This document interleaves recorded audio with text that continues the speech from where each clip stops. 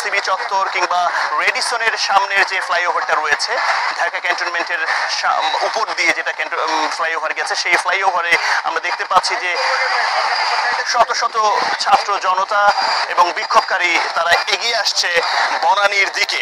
আমরা যতটুকু জানতে পেরেছি যে টঙ্গীর কলেজ গেট থেকে, গাজীপুর টঙ্গীর কলেজ গেট থেকে এই বিক্ষোভটি শুরু হয়েছে এবং তারা সেখান থেকেই টঙ্গী থেকেই প্রায় 200 শতাধিক ছাত্র জনতা, ছাত্র এবং অভিভাবক, এখানকে স্টুডেন্টের সঙ্গে আমরা কথা বলেছি, তারা এই ঢাকামুখী হচ্ছে, অর্থাৎ বনানীর দিকে এদিক দিয়ে যাচ্ছে। তারা ঠিক তাদের গন্তব্য কোথায় এখনো পর্যন্ত আপাতত বোঝা যাচ্ছে না। তবে এখানে একজন আমরা দেখতে পাচ্ছি যারা এখানে সমন্বয় করছেন। আমি একটু কথা বলতে চাই আপনার সঙ্গে যে এখানে আপনারা কোথা থেকে আসলেন এবং কোথা থেকে এখানে? আমাদের মূল শুরু হচ্ছে টঙ্গী কলেজ থেকে। আমরা রওনা দিচ্ছি এখান থেকে। আমাদের বাংলাদেশের সকল ছাত্র জনতা, সকল পেশাজীবী মানুষ আমাদের সাথে যোগ দিচ্ছে। আমাদের এই আন্দোলন ইনশাল্লাহ আজকে সফল হবে। আমাদের দাবি বেশি না, আমাদের এক দফা এক দাবি। এই মিছিলে কোথা থেকে কারা কারা যোগ হলো এটা একটু বলতেন? আমাদের এখান থেকে গাজীপুর, তারপর ময়মনসিংহ থেকে শুরু করে ওই অঞ্চলের যতগুলো জেলা আছে সবাই আমাদের এখানে আসছে। সকল ছাত্র জনতা, সকল পেশাজীবীর মানুষ আমাদের এখানে জয়েন দিয়েছে। শিক্ষক বলেন, চিকিৎসক বলেন, যত ধরনের, এমনকি রিক্সা চালকরা আমাদের পিছনে আছে, সবাই আমাদের সাথে একমত। আমরা শুনেছি যে আপনাদের আইন শৃঙ্খলা বাহিনী বিভিন্ন জায়গায় ছিল কিন্তু তারা সরে গিয়েছে। আইন শৃঙ্খলা বাহিনী বিভিন্ন জায়গায় ছিল, বাধা দিয়েছিল। যখন আমরা মিছিল নিয়ে আসতেছিলাম তখন ওনারা চলে গেছে, সরে গেছে। ওনার কথা শুনে সবকিছু অনেকটা পরিষ্কার যে আসলে যারা আসছেন তারা অনেকেই ছাত্র এবং তাদের সঙ্গে তাদের অভিভাবকরা রয়েছে। এছাড়াও আমরা জানতে পেরেছি যে এখানে অনেক শ্রেণী পেশার মানুষও যোগ হয়েছে।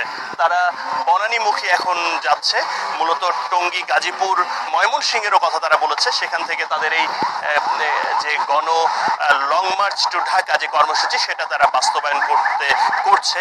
এবং আমরা যদি শুনেছি যে বিভিন্ন জায়গায় আইন শৃঙ্খলা বাহিনীর সদস্যরা ছিল কিন্তু তারা শেষ পর্যন্ত তাদেরকে ছেড়ে দিয়েছে এবং আসার জন্য সহযোগিতা করেছে, এমন কথাও শোনা গেছে।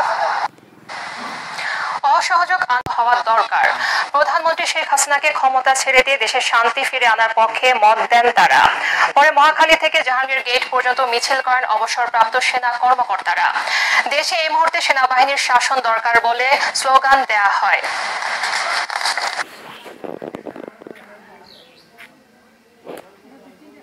আর কত জীবন গেলে, আর কত রক্ত ঝরলে আমরা এই পরিস্থিতি থেকে বের হব। আমি একজন সিনিয়র সিটিজেন হিসেবেও সবার পক্ষ থেকে আমি এটাই অনুরোধ করব যে আপনারা যারা রাস্তায় আছেন, যারা রক্ত খরণ করাচ্ছেন, একবার চিন্তা করবেন যে বন্দুকটি, যে বুলেটটি আপনি ছুড়ছেন সেটা আপনার সন্তানের গায়ে। আমি আশা করি আপনাদের সহায়তায় এই সমস্যার সমাধান হতে পারে, আর কারো দিয়ে নয়। দেশপ্রেম আপনাদের মধ্যেই আছে। পাখির মতন উড়ে উড়ে মারছে, একটা মানব সৃষ্টি দানব বাহিনী তৈরি করেছে। এই মুক্তিযুদ্ধ করেছিলাম আমরা এই দেশের জন্য, একটা স্বাধীন দেশে সোনার বাংলা করেছিলাম যে হেসে খেলে আমরা কাটাবো। এইটাই তাই পরিণতি। একটা চেয়ারের জন্য এত রক্ত ঝরে। সারা দেশে মোবাইল ইন্টারনেট বন্ধের পর ব্রডব্যান্ড ইন্টারনেট সেবা বন্ধ করে দেওয়া হয়েছে। বেলা 11:15টার দিকে ব্রডব্যান্ড ইন্টারনেট সেবা বন্ধ হয়ে যায়। এর আগে গতকাল দুপুর থেকে সারা দেশে বন্ধ হয়ে যায় মোবাইল ইন্টারনেট সেবা। ওই সময় ব্রডব্যান্ড ইন্টারনেট প্রতিষ্ঠান থেকে জানানো হয় মোবাইল ইন্টারনেট বন্ধ হলেও আপাতত বন্ধ হচ্ছে না ব্রডব্যান্ড ইন্টারনেট। এদিকে ইন্টারনেট বন্ধ হয়ে যাওয়ায় ভোগান্তিতে পড়েছে ইন্টারনেট সংশ্লিষ্ট সকল সেবার প্রতিষ্ঠান। বেশিরভাগ ব্যাংকের এটিএম বুথ নিষ্ক্রিয় হয়ে গেছে।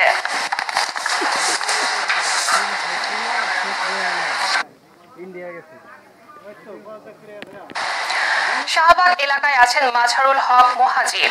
সেখানকার সবশেষ পরিস্থিতি জানতে এখন আমরা কথা বলছি তার সাথে। মুহাজির, শাহবাগ এলাকার খবর আমাদের জানান।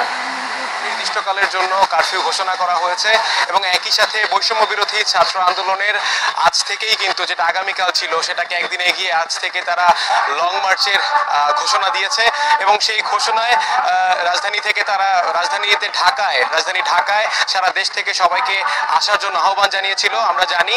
কিন্তু এই মুহূর্তে আমি শাহবাগে যে আছি, আমি যদি আপনাকে এই অবস্থানটা দেখাই, যে সেনাবাহিনীর যে অবস্থান এখানে, তারা আইন শৃঙ্খলা বাহিনী, শুধু সেনাবাহিনী নয়, ওই দিক থেকে পুলিশ, আইন শৃঙ্খলা বাহিনীর কড়াকড়ি একটা নিরাপত্তা এখানে রয়েছে। আমরা যখন এসেছি আমরা সকাল থেকে এখানে দেখেছি যে অলিতে গলিতে আন্দোলনকারীদের অবস্থান আমরা দৃশ্যমান দেখেছি, তারা ছিল, তাদের সঙ্গে আমাদের কথা হয়েছে, তারা আমাদেরকে যেটা জানিয়েছেন এবং আমরা এখনো দেখতে পাচ্ছি যে আইন শৃঙ্খলা সেনাবাহিনীর সঙ্গে আসলে তারা কথা বলার চেষ্টা করছে। সেনাবাহিনীকে আসলে তারা হয়তো বা জানানোর চেষ্টা করবে যে তারা আসলে কি করতে চায়। আন্দোলনকারীদের পক্ষ থেকে বলা হচ্ছে যে সেনাবাহিনীর উপস্থিতি থাকলে এটা তাদের জন্য ভালো। তারা আসলে জানাচ্ছে যে সেনাবাহিনীর যে উপস্থিতি সেটা হলে তারা সেনাবাহিনীকে বিশ্বাস করেন। বাংলাদেশ ব্যাংকের ইয়াকে দিয়ে গেল তো, বাংলাদেশ ব্যাংকের আজ থেকে শুরু হলো সাধারণ ছুটি। কাল এবং পরশু এই ছুটি থাকবে। সাধারণ ছুটিতে সব সরকারি, আধা সরকারি, স্বায়ত্তশাসিত, আধা স্বায়ত্তশাসিত এবং বেসরকারি অফিস বন্ধ রয়েছে। তবে জরুরি পরিষেবা, বিদ্যুৎ, পানি, গ্যাস ও অন্যান্য জ্বালানি, ফায়ার সার্ভিস, বন্দরগুলোর কার্যক্রম, পরিচ্ছন্নতা কার্যক্রম, টেলিফোন ও ইন্টারনেট, ডাক সেবা এবং এই সংশ্লিষ্ট সেবা কাজে নিয়োজিত যানবাহন ও কর্মীরা এই ছুটির আওতার বাইরে রয়েছে। হাসপাতাল ও জরুরি সেবা এবং সংশ্লিষ্ট কর্মী, চিকিৎসা সেবায় নিয়োজিত চিকিৎসক এই ছুটির আওতার বাইরে রয়েছে। বন্ধ আছে ব্যাংক, সমস্ত আর্থিক প্রতিষ্ঠান, আদালত ও কলকারখানা। সিদ্ধান্তটা এখনো নিতে পারছে। গতকাল সন্ধ্যা 6টা থেকে অনির্দিষ্টকালের জন্য কারফিউ জারি করার পর আজ সকাল থেকে রাজধানী সহ দেশের বিভিন্ন এলাকায় থমথমে পরিস্থিতি বিরাজ করছে। আন্দোলনকারী শিক্ষার্থীদের বিক্ষোভ ঠেকাতে শহর জুড়ে সতর্ক অবস্থানে দেখা গেছে আইন শৃঙ্খলা রক্ষাকারী বাহিনীকে। নওগাঁয় কারফিউ প্রত্যাখ্যান করে সড়ক অবরোধ করে বিক্ষোভ করছে আন্দোলনরত শিক্ষার্থীরা। সকাল 10:30 থেকে শহরের কাজের মোড়ে বিভিন্ন স্কুল কলেজের শিক্ষার্থীরা সড়ক অবরোধ করে বিক্ষোভ শুরু করে। এ সময় শিক্ষার্থীদের পাশাপাশি অভিভাবকরা অংশ নেয়। সেনাবাহিনী শিক্ষার্থীদের শান্তিপূর্ণভাবে অবস্থান কর্মসূচির আহ্বান জানালে শিক্ষার্থীরা সড়ক অবরোধ করে শান্তিপূর্ণভাবে আন্দোলন করে। বগুড়া জেলা শহরে কোথায় কোটা বিরোধী আন্দোলনকারীদের দেখা যায়নি। রাস্তায় যানবাহন চলাচল সীমিত ছিল। শহরে ওষুধের দোকান ছাড়া সব দোকানপাট বন্ধ। এদিকে বৈষম্য বিরোধী ছাত্র আন্দোলনের ডাকা অসহযোগ আন্দোলন ঘিরে সহিংসতার কারণে রোববার সন্ধ্যা